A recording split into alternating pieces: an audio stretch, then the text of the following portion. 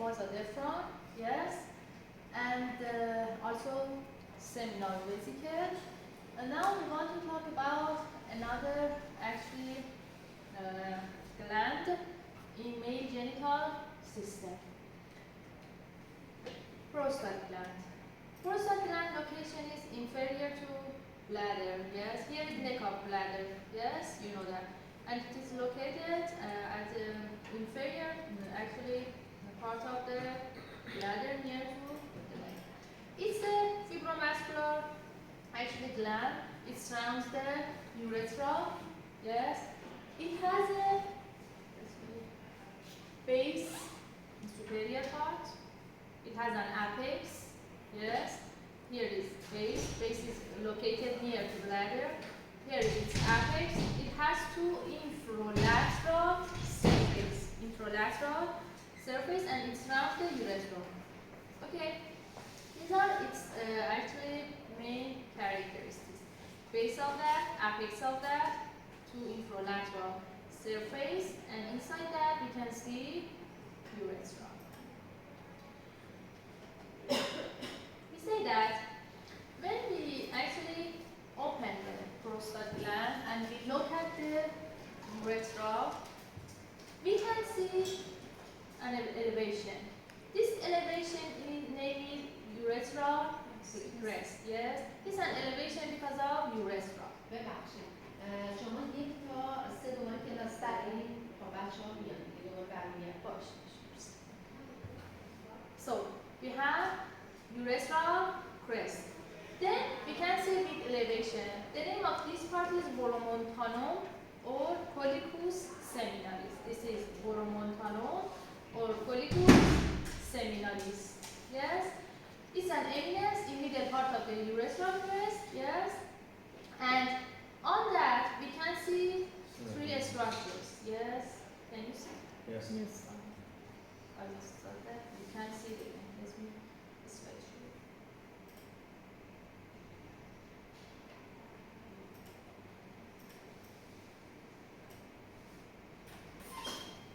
Okay. So this is urethral crest. Here is boromontanum. On boromontanum, we can see two openings. These are opening for ejaculatory ducts. Ejaculatory ducts were formed by means of two other ducts. Seminal vesicle and vasodiaphragm. And here we can see a fossa. We call it prostatic, actually utricular prostate. Utricular prostate. It's homolog for uterus in female. It's a remaining, okay, from embryonic period, homolog to uterus. Utricular prostate. And about innervation of prostate gland, it goes from sympathetic and parasympathetic, from inferior hypogastric plexus, you know that, and about its venous drainage. Okay, it is located inferior to bladder. Yes, so its RC is from, yes, exactly. It's from inferior vesicle or other branches for bladder, yes. So its venous drainage again is to internal iliac because vesicle is from superior and inferior. Actually, it's from internal iliac. They woke up. Yes. So its venous drainage is to internal iliac. We say that there is actually a strong communication between venous plexus of vertebral column, yes, and prostate gland.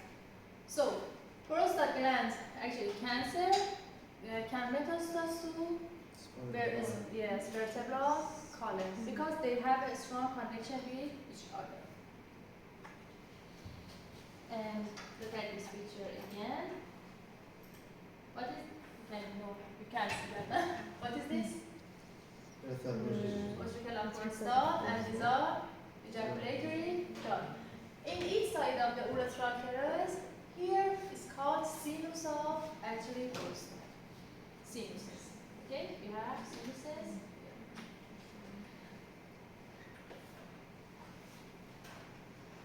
Now, we say that in prostate, when we actually cut it and look at inside there, we can see three different zones inside of that.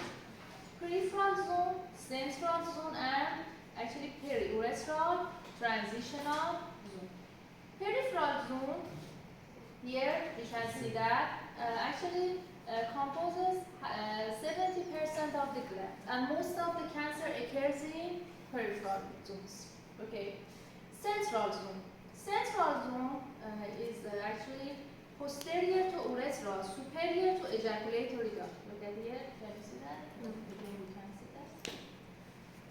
Yeah. Posterior to urethra, superior to ejaculatory duct. We can see central zone. 25% of the gland is central zone. Yes. And here we can see periurethral zone. And most of the actually hypertrophy of prostate occurs here in peripheral zone. So cancer, the most common place, peripheral zone. And the periurethral zone is for hypertrophy, benign prostatic hypertrophy. Here, in superior part of the prostate, we can see actually an sphincter, proximal sphincter of the actually prostate, and its nerve is from autonomic plexus, yes, and we cannot control it. What distal one? Distal actually sphincter has somatic innervation and is in control of the human. Also, we can say that it has a capsule, true capsule and false capsule. Its true capsule is part of the same gland, yes, it gets thicker and forms a capsule. Also, the false capsule is from endopelvic fascia, that fascia which actually surrounds the pelvic wall. And another definition that we want to learn is senile enlargement of prostate. We can say that we can actually call that BPH, benign prostatic hyperplasia. Yes, after 50 years old, we can see it in actually old men. Yes, it occurs in which area? Periurethral. Yes, because it occurs in periurethral region. Okay, it causes retention of urine. Yes, yes, because it causes pressure on the urethra. Prostatectomy means removing the prostate. Also protrudes into the bladder, makes a bump, right? Yes, exactly. Because it gets bigger. Prostatectomy means removing the prostate by surgery. TUR, transurethral resection, removing prostate through urethra. Yes, and DRE, digital rectal examination, which is used for assessing prostate hypertrophy. Just some definition to learn. Another actually part in male genital system are vulvo-urethral glands. Yes, inferior to prostate, around the membranous part of the urethra, you can see vulvo-urethral glands, or another name for them, Cooper's gland. Yes. Actually, it forms 5 to 10% of the total ejaculator volume, and here we can see that around the membranous part of urethra. But look at the duct. The duct comes downward and opens to which part of the urethra? Spongy part of the urethra. Learn its location and its drainage location. Another gland, periurethral glands. Yes, periurethral glands, or glands of Glitter. We have it in spongy parts of the urethra, and actually, again, its secretion forms one part of the ejaculatory seminal fluid. Yes, and it has a role in it's a lubricant like that. It's spongy actually. And final part, you know that from prostatic part.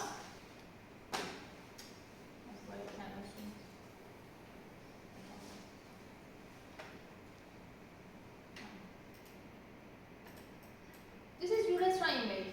I told you. It has how many parts? 4 parts. Periprostatic, prostatic, membranous, and spongy part. Yes? And what navicular fossa, yes, Oh, we nice. told actually. And I wanted to tell you something, but I forgot. What did I want to tell you? I forgot. If I remember, again I'll The narrowest part of your refer. narrowest parts is, I think, membranous parts. Again here, look at what are these? Yes, Cooper or Bolbo-Restron. And here in spongiform, we can see the opening of the ducts. Don't you have any question in this part? Finish. Male genital system, finish. But we want to start female because female has a lot of sponges.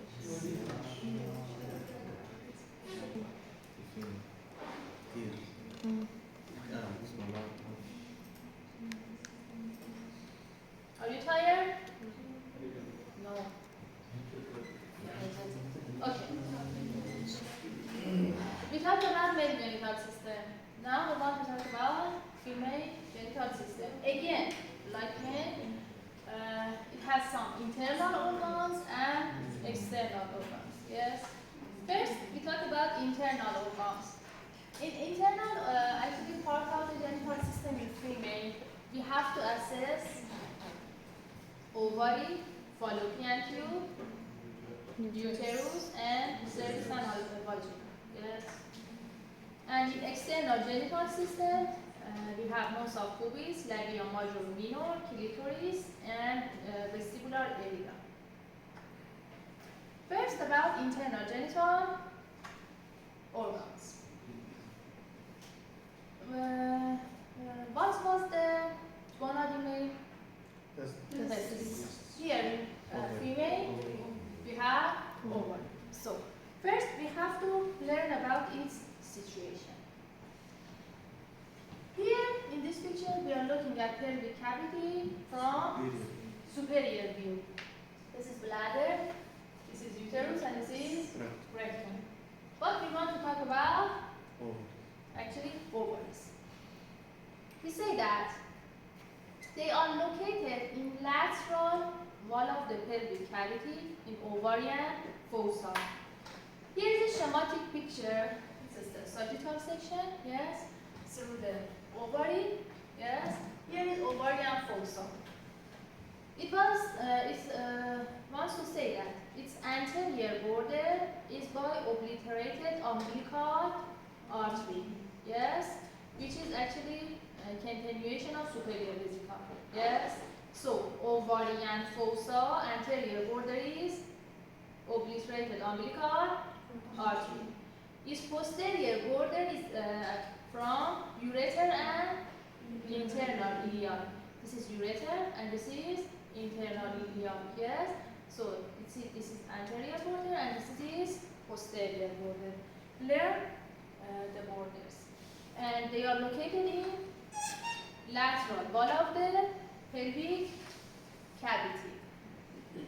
About its position, we say that its position is very variable actually. Yes. In nulliparous actually woman who actually hasn't the experience of pregnancy, yes, they're located almost vertically. It has an upper pole and one lower pole. Yes. But in multiparous actually woman, it is located horizontally. Yes. It has a lateral pole and medial pole. You agree? Yes. And about its feature, what is the difference between that one and this one? Shape. Its shape. Yes. Size. Size. But the most important one, in young year before actually ovulation, yes, the surface is smooth. Yes. But after puberty, yes, the surface actually becomes uneven and we can see some elevation on that because of actually ovulation, yes, and because of growth of the follicles inside that. Also about its color, in young girl it's grayish pink, but in actually adult one it's gray. Now about its characteristics.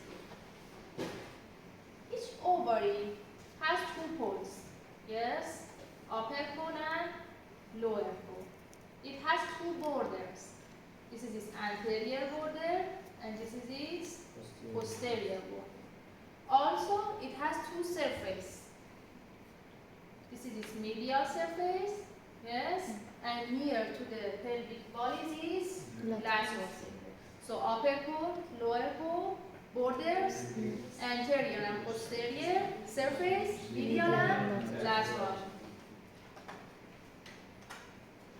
This picture. What is the view of this picture? Posterior view. We are looking at the uterus, actually fallopian tube and ovary from posterior view. This is its which part? Which one? Upper Anterior core. wall. This is its lower core. Border, anterior border. This is Posterior. posterior border. Here Medial is surface. medial surface and Lateral. lateral.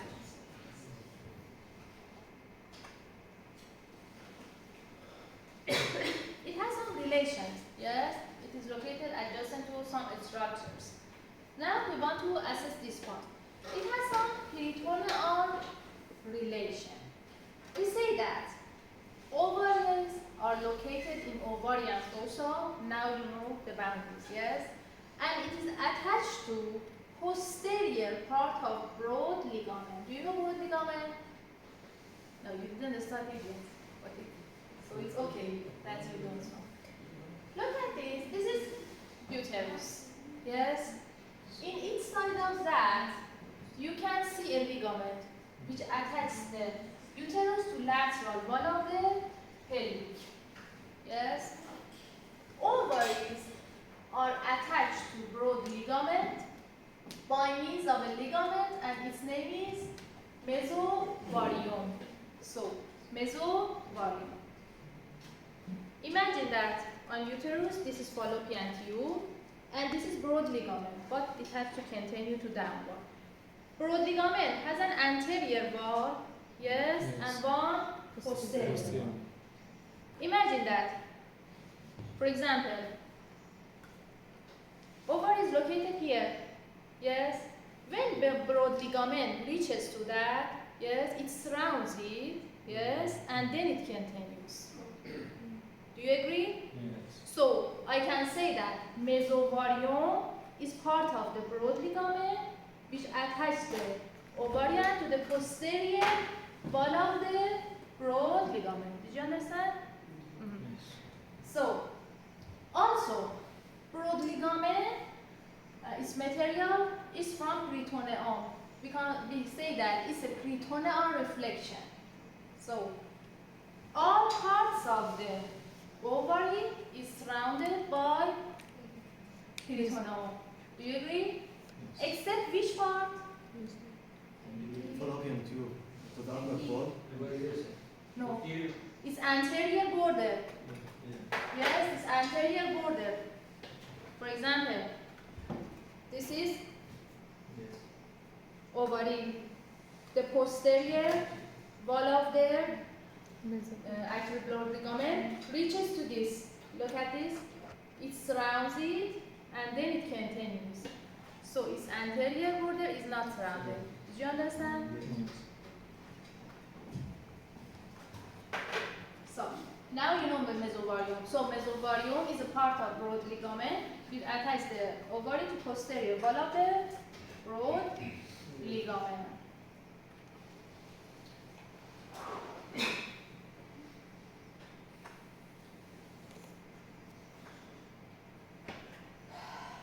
Now, you know that broad ligament, I told you, it's a peritoneal reflection. Yes.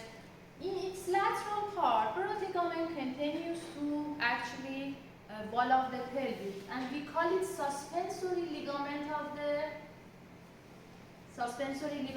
the ovary. Okay. Look at here. This is broad ligament. It continues to lateral wall. Yes, and we call it suspensory ligament. Or another name for that is infundibulopelvic ligament. I told you, like testis. What was the main artery for testis? Testicular artery was gonadal artery. Here we have ovarian artery. Yes, they have to reach to the ovary. Yes? From its pathway. Look at here. They come downwards through suspensory ligament. Look at this picture. This is abdominal aorta. This is ovarian artery. It comes downward. Yes? And through suspensory ligament, it reaches to ovary. Don't have the question? Did you understand? All part of that? Now, about its visceral relation. It's actually peritoneal relation. About peritoneal actually relation. Which part wasn't surrounded? Was anterior border. Yes. Its upper port is related to which ligament? Suspensory ligament. Yes. Do you agree? Yes. And also we have another ligament here. Let me here. Look at here. Its inferior pole, yes, is attached to ligament of ovary. Ligament of ovary connects the lower pole of the ovary to lateral border of the uterus. Now, about this visceral relation. Upper pole is near to which structure? Fallopian tube. Yes. So I say that it is adjacent to fallopian tube. Yes. Also external iliac vein. I will show you. Look at this picture. This is upper pole. This is external iliac vein. Yes. So it is adjacent to external iliac vein too. And right ovary sometimes may be related to appendix. In which situation you know that appendix has different position in different people. Yes, when it has a pelvic situation, it is near to upper pole of right ovary. Did you understand? Yes. And also about it is upper pole is related to suspensory ligament. And what do we have in suspensory ligament? The artery. Ovarian artery veins.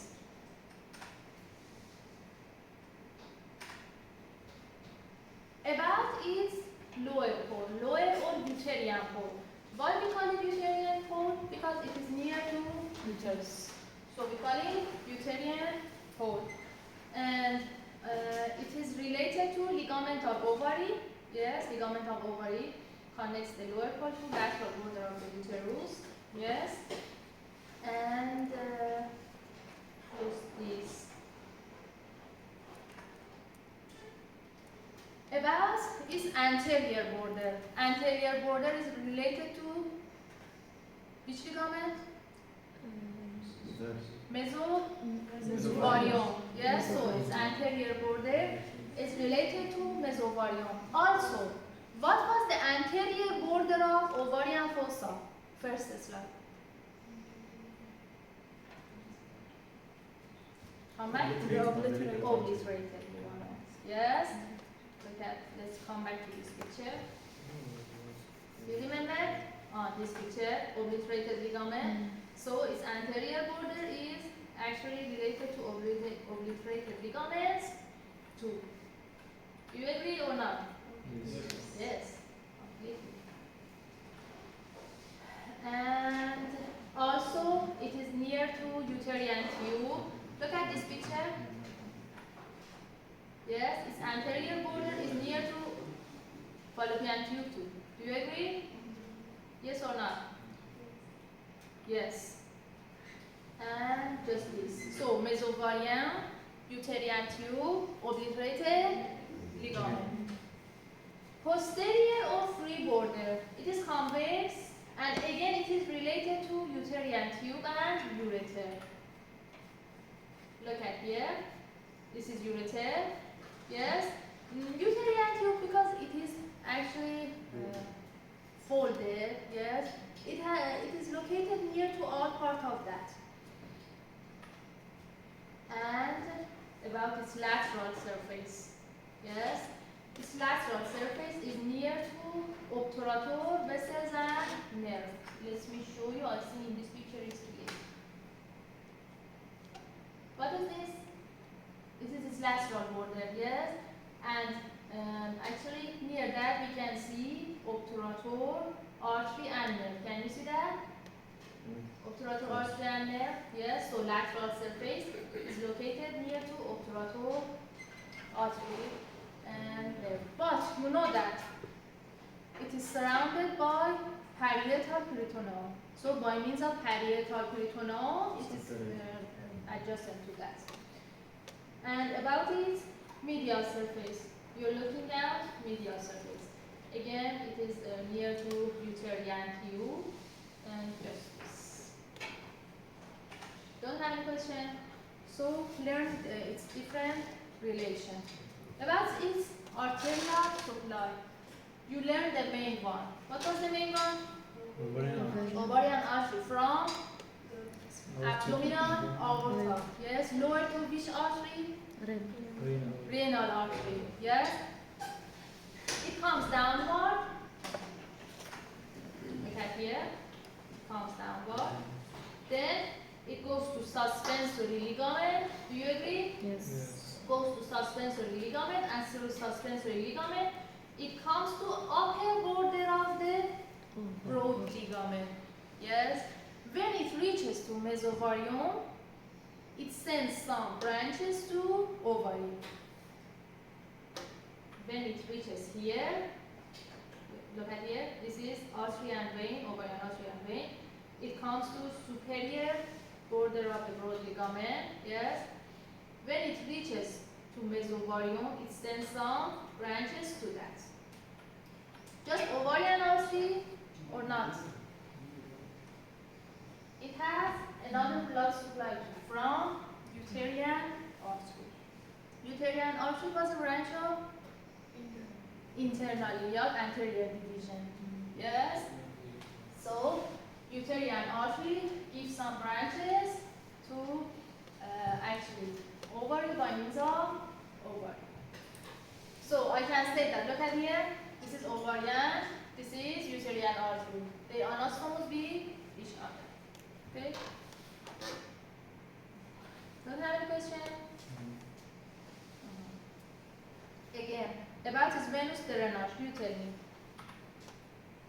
Like testis. What was the venous drainage of left testis? Left renal. Left renal. Again here, Also. left renal. What was the venous drainage of right testis? Inferior vena cava. And again here, inferior vena cava. Yes.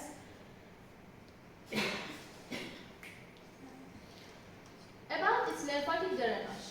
Yes, it's like actually lymphatic drainage of the uterine tube and fundus of the uterus. We'll talk about it. Yes, they go upward, and they drain through para-aortic and lateral aortic. Again, like testis. Yes, because they are homologous. And here you can see the lymph nodes. And about its nerve supply. Yes, it is derived from renal, aortic, hypogastric actually plexus. They come downward through the ovarian artery and veins. Yeah, it contains both sympathetic and parasympathetic. Sympathetic is from T10 to T11. Yes, and they are efferent for pain, and they are also vasomotor. And parasympathetic is from S2 to S4, and they are vasodilator. What is the function of ovary? Production of ovocyte. Yes. In male, production of sperm. Here, production of ovocyte. Also, they produce hormone. Do you agree? In male, testosterone. In female, estrogen and progesterone. Yes.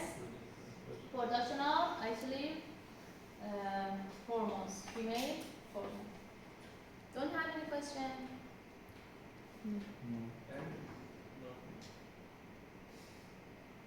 The new ones. Don't have any question? When it will end? When the lecture will end? We end. You came to class for 10 minutes or 15 minutes. Continue at 10. Continue. Continue. uterine tube, then you can go. It's okay? Are you satisfied? Yes. After 10 minutes, you got tired. It's not weird? Or I'm weird? Okay. Uterine tubes. Another name for uterine tube is fallopian tube or Salpings. Yes, they convey ovocide from ovary to the uterus. Yes. Also, sperm goes to uterine tube, and fertilization occurs in one part of the uterine tube. Okay.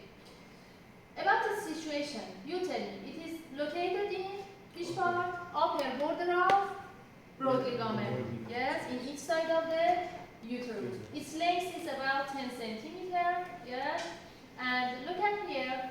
It's actually lateral part opens to peritoneal cavity through a foramen. We call it osteum, and it is about 3 centimeter in diameter. What? But here. From here, it is related to peritoneal cavity. It opens to actually pelvic cavity. Did you understand? No. No? Let me tell other parts of that. Look at here. It has different parts. Here is infundibulum, here is fimbrium. Here we have a foramen. We have a foramen and its length is about 30 centimeters. And it is opening to pelvic cavity. So, from here, it is related to peritoneal cavity. Isn't the ovaries there? Aren't the ovaries there? Ovaries are located here, and fimbrium are near upper bone. Yes, and but it opens to pelvic cavity. But because of some ligands here, yes, and because of movement of these actually processes, the actually opposites comes and go to the actually fallopian tube. But sometimes you didn't hear ectopic pregnancy, yes? It doesn't go here. It comes to pelvic cavity, and we call it ectopic pregnancy. Did you understand? And about the subdivisions, we say that this is uterus, this is ovary. What is the name of this ligament? Remind me. Ovarian ligament. Yes. And here, now we are talking about actually uterine tube. Here, this area is like a funnel, and we call it infundibulum. It has some processes like finger, we call them fimbrium. One of the processes is longer, we call it ovarian finger, actually fimbrium. And ovarian fimbrium is actually near to ovary. Yes. After infundibulum, here we have ampulla. Yes. It is a little actually dilated, and actually fertilization occurs here. Yes, occurs in ampulla of the uterus. After ampulla, we have isthmus. Isthmus is near to uterus. Yes. We say that about lateral 2/3 of the actually fallopian tube is ampulla, and medial 1/3 of that is from isthmus. Yes. Fertilization takes place in ampulla.